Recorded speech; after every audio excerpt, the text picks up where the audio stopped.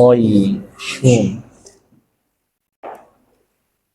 Nah, al-khoisyum ini artinya adalah rongga hidung. Apa maksud dari tulisan rongga hidung? Apa maksudnya? Tulisan dari rongga hidung maksudnya apa? Aliran yang dari. Nah, itu maksudnya. Kalau al-jauf yang keluar dari menuju rongga mulut atau dibaca jelas. Nah, berarti ini lawannya nih. Al-khoisyum ini lawannya. Aliran suara yang keluar dari tenggorokan menuju rongga hidung nih atau dibaca dengung. Nah, ini lawan daripada al-jauf. Berapa makhraj, berapa huruf? Atau makhraj 2 huruf. Hurufnya apa aja? Nun dan mim. Nah, satu makhraj itu menunjukkan bahwasanya itu satu rongga. Jelas ya? Kalau 2 di situ ya 2 rongganya berarti atau 2 lehernya berarti itu. Kayak gitu ya. Nah, antum tadi bilang apa hurufnya? Mim dan ya, satu pun nggak ada yang jawab ma dan na. Karena ma dan na ini sudah tidak asli. Aslinya makhraj mim dan nun adalah ya mim dan nun, bukan ma dan na. Sampai ini jelas ya. Karena kalau ma dan na ini kan sudah bercampur dengan harokat, sedangkan harokat itu bagian dari al-jauf yang mana harus dibaca jelas. Mimnya gunnah, harokatnya jelas. Kayak gitu ya. Udah selesai. Bab khoisyum. Gimana? Udah kan? Gitu aja.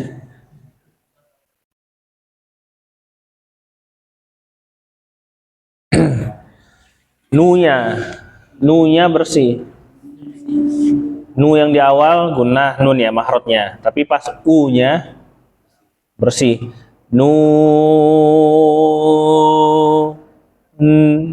Itu kan sama aja kayak nun. Sama itu. U-nya mat. Ya mat, berarti al-jauh. Nah, u-nya ini mat nih namanya. Mat tuh harus al-jauh. Nunnya lagi baru nanti dia khoisyun. Jangan nun, jangan tuh kayak gitu. Nun. Jelas ya? Ini yang berbau mat jelas. Yang berbau mat jelas tuh. Nah, berarti nun dan mim ini dibacanya apa? Gunnah. Nun dan mimnya bukan harokatnya. Baik. Berikutnya pembagian gunnah. Ini tambahan aja. Gunnah itu terbagi menjadi 2. Ada namanya gunnah asliyah, ada namanya gunnah mutawwalah. Gunnah asliyah ini mencakup 1 harokat dan 2 harokat. Apa itu? Nun dan mim berharokat dan izhar halki ataupun izhar syafawi. Jelas ya? Itu namanya gunnah asli. Nani numamim itu gunanya masih asli karena hitungannya 1 harokat ya. Dari mana kita tahunya itu 1 harokat? Nah, nanti itu habis itu. Dari mana datangnya 2 harokat? Nanti habis itu. Nah, yang kedua namanya gunnah apa? Mutawwalah. Apa artinya mutawwalah? Yang dipanjangkan tuh. Berapa harokat? Tidak jelas. Lebih dari 2 harokat. Nah, jadi gunnah mutawwalah itu cuma disebutnya lebih dari 2, bukan 4 harokat. Bukan, tapi sebutnya hanya lebih dari 2. Berapa terus tuh? Ya bisa 3, 4, 5, 6 bebas tuh. Jelas ya? Jadi kalau misalkan ada yang nanya, Ustadz ini gunnahnya berapa harokat? Pertanyaan itu benar atau salah tuh? Pertanyaan itu benar atau salah tuh? Kan sering kan orang nanya gitu kan, Ustadz ini gunnahnya berapa harokat ya? Pertanyaan bentuk itu salah atau benar tuh? Gunah berapa harokat? Salah atau benar tuh?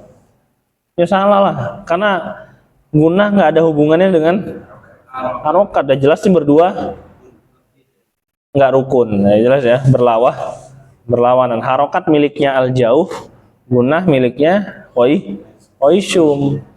Jadi perkataan atau pertanyaan selama ini tuh ya keliru sebenarnya. Ustadz, ini gunahnya berapa harokat ya? Ini pertanyaan yang keliru sebenarnya. Harusnya Ustadz, ini gunahnya berapa ketukan ya? Nah itu benar tuh. Tapi kenapa pertanyaan itu dipakai sampai sekarang? Kenapa nggak ada yang nanya berapa ketukan, tapi lebih banyak yang nanya berapa harokat? Karena orang-orang itu lebih familiar dengan harokat daripada ketukan. Coba kalau dibilang ketukan, ini dua ketukan ya, habis itu pasti nanya lagi tuh, dua ketukan ini maksudnya yang gimana ya?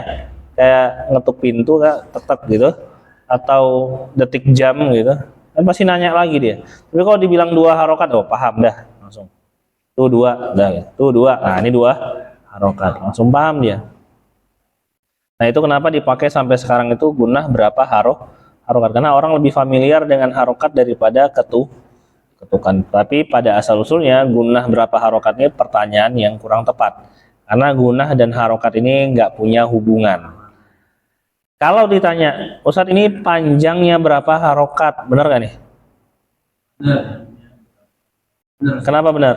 Karena satu harokat satu ketukan. Nah, bukan.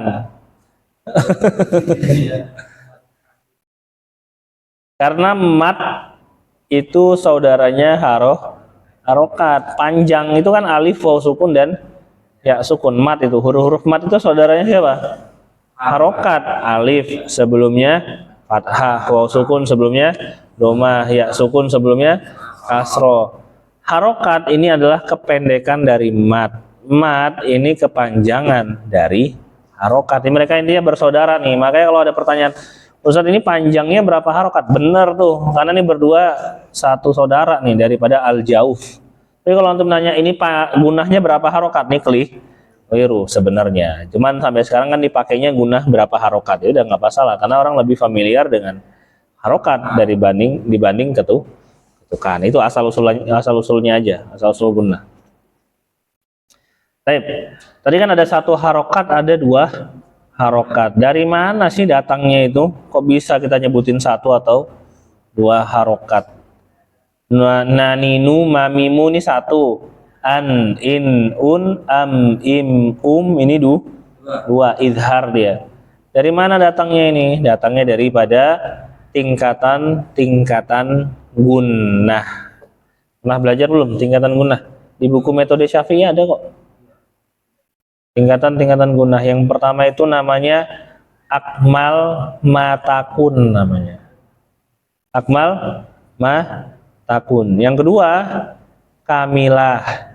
Yang ketiga nakis atau nakisoh. Yang keempat ankos.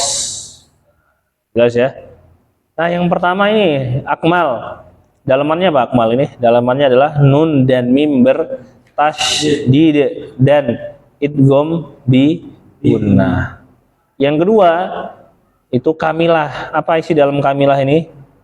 Ikhfa dan iklab. Nah di buku itu nggak ada tulisan iklabnya, jadi antum tambahin tuh iklab di buku metode Syafi'i ya, di situ nggak ada metode Syafi'i. Jadi di situ cuma ditulis ikhfa doang, padahal ada iklab. Jadi ntar antum yang punya buku metode Syafi'i tambahin tuh. Karena di contohnya ada kata mimba'di, tapi di keterangannya nggak ada iklab. Jadi antum tambahin nanti tuh. Yang ketiga namanya apa? Nakis. Apa dalamannya nakis ini? Izhar dalamannya. Izhar halqi ataupun izhar syafawi. Antum kalau puyeng dengar nama-nama izhar, idgham gitu, antum mendingan balik lagi deh ke hukum nun sukun dan mim sukun. Atau antum baca-baca aja, baca-baca langsung masuk gitu insyaallah. Nah di nakis ini dalamannya ada namanya izhar halqi ataupun izhar syafawi. Yang paling bawah ankos. Dalamannya ankos ini apa? Nun dan mim berharokat. Lah, terus gimana cara nentuinnya?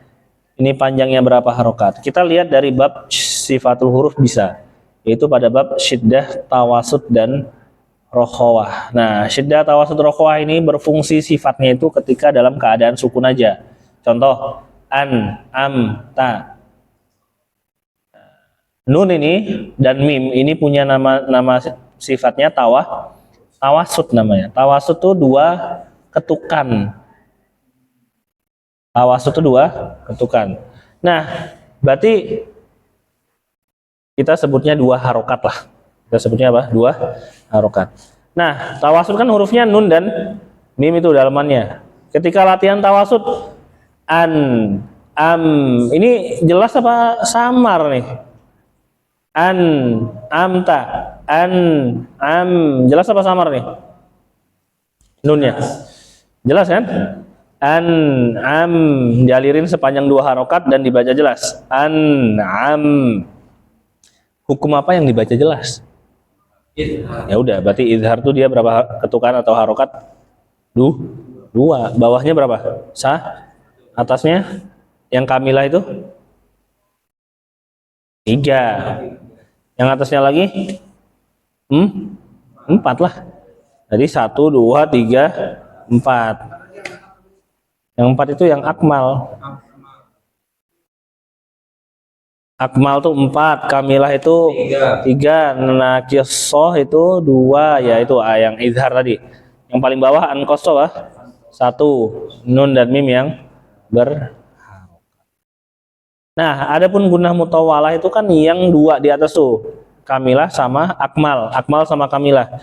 Itu masuknya gunah mutawalah karena lebih dari 2 harokat. Nah, kalau di situ kan tadi kita sebutkan 3 harokat tuh. Nah, 3 harokat ini kan rancu ya, atau apa namanya, nggak terbiasa gitu, atau kurang gitu. Jadi karena dia gunah mutawalah, yang 3 harokat ini boleh antum tembusin ke 4 harokat karena nggak ada takarannya sebenarnya gunah itu ya, cuman dibilangnya lebih dari 2. Nah, apa gunanya takaran itu dibuat? Yang tadinya kan aslinya nggak ada takaran tuh, aslinya gunah tuh nggak ada belajarnya, nggak ada takarannya. Gunah tuh cuman kayak gini aslinya ya, makanya kan belajar Quran tuh harus talaki itu lakia itu bertemu atau bertatap muka. Maksudnya kayak gini, antum baca tabbat yada abilahabi wa tab, langsung ditegur saat itu juga, itu antum gunahnya kurang panjangin. Tabbat yada abilahabi wa tab, kepanjangan tuh kurangin. Aslinya kayak gitu belajar gunah itu, cuman kayak gitu aja. Aslinya kayak gitu. Jadi nggak ada takaran tuh nggak ada. Makanya sebutnya cuman gunah asli dan gunah mutawalah, nggak ada spesifiknya lagi. Ini 3 harokat, ini 4 harokat, nggak ada. Aslinya belajar gunah tuh cuman kayak gitu. Kenapa dibuat patokan? Biar semua orang bisa merasakan manfaatnya. Contoh, misalkan antum nih masih pemula nih. Bayangin kalau gunah itu nggak ada takaran jelasnya kayak gitu. Ustadz, ini gunahnya berapa harokat nih? Si idgom, terserah antum aja, bebas. Bingung nggak tuh pas ngaji? Bingung lah. Nah, ditakar supaya rapi, 4 harokat baru rapi dia bacaannya. Cuman kalau dibilangin udah terserah antum aja, bebas, bingung dia itu pas ngaji ini gimana? Kepanjangan ntar salah, kependekan ntar salah juga gitu kan. Tengah-tengah bentukannya nggak tahu. Ya udah ditakarlah 4 harokat. Nah, bagaimana cara mempelajari gunah? Pada aslinya adalah cuma 2 caranya. Kan gunah itu nggak ada takarannya tuh. Terus gimana aslinya belajar gunah itu? 2. Yang pertama apa? Talaki. Yang kedua itu mendengarkan muroh. Itu 2 cara mempelajari gunah. Karena gunah aslinya nggak ada takarannya.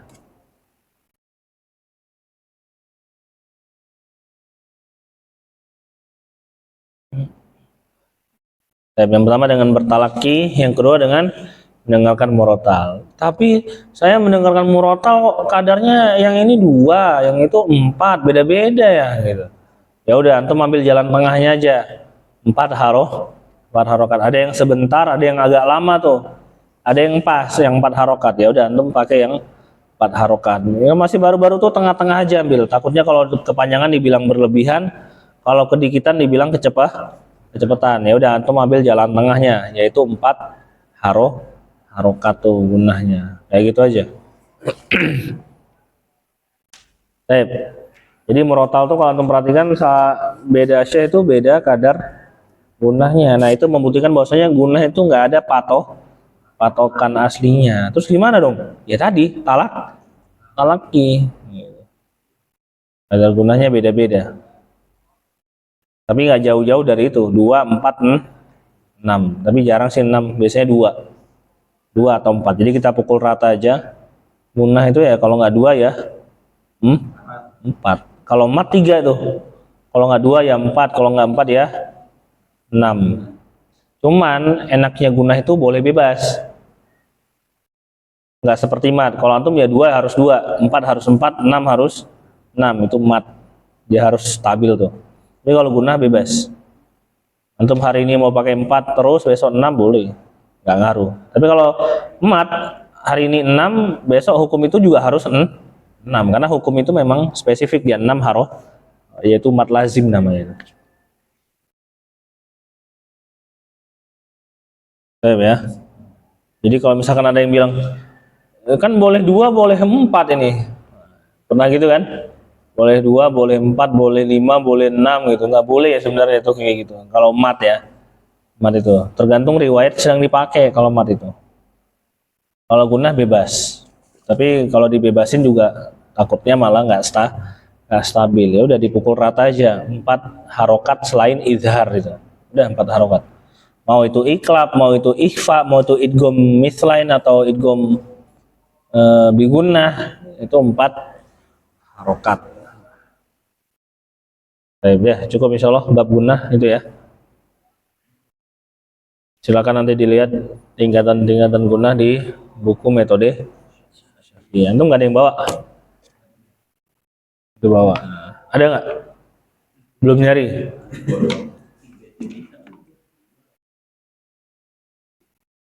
Cuma 2? Ah masa?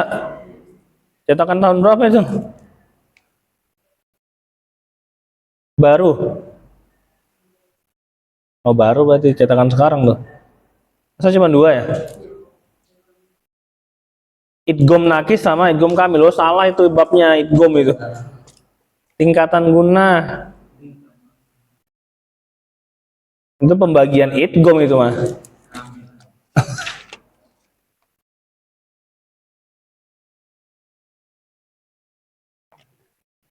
Ada kok, daftar isi ntar cari aja.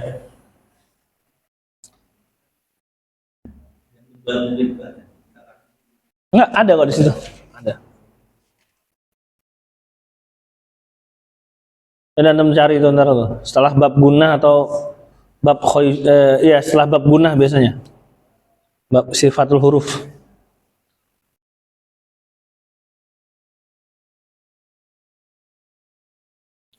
Udah cukup insyaallah ya.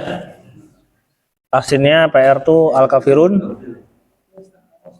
Ya, setelah bab gunnah.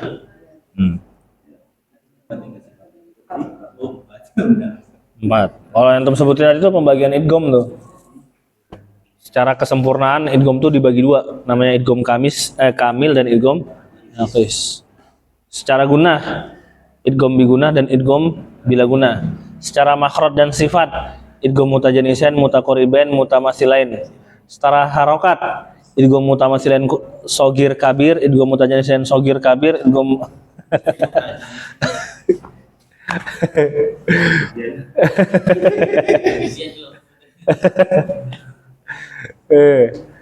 yang benar kan baru apa? Idgham bigunnah dan bila.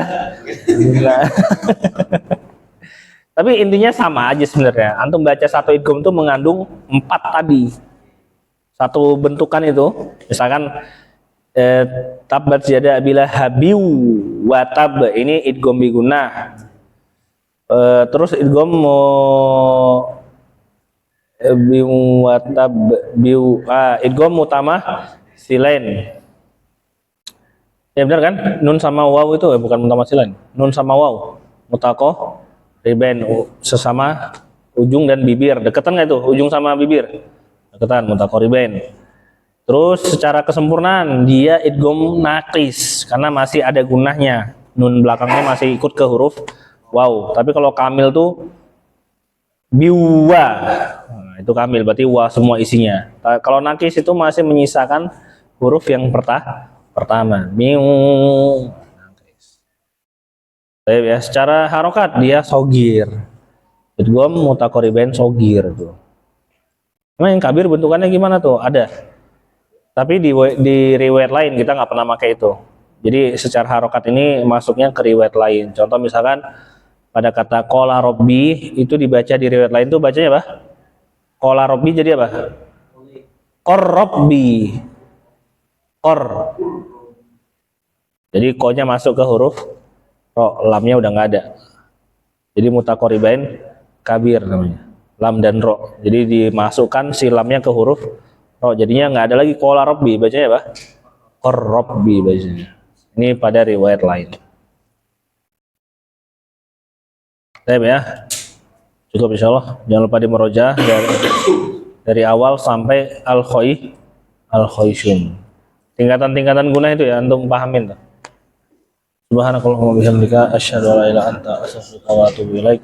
Assalamualaikum warahmatullahi wabarakatuh.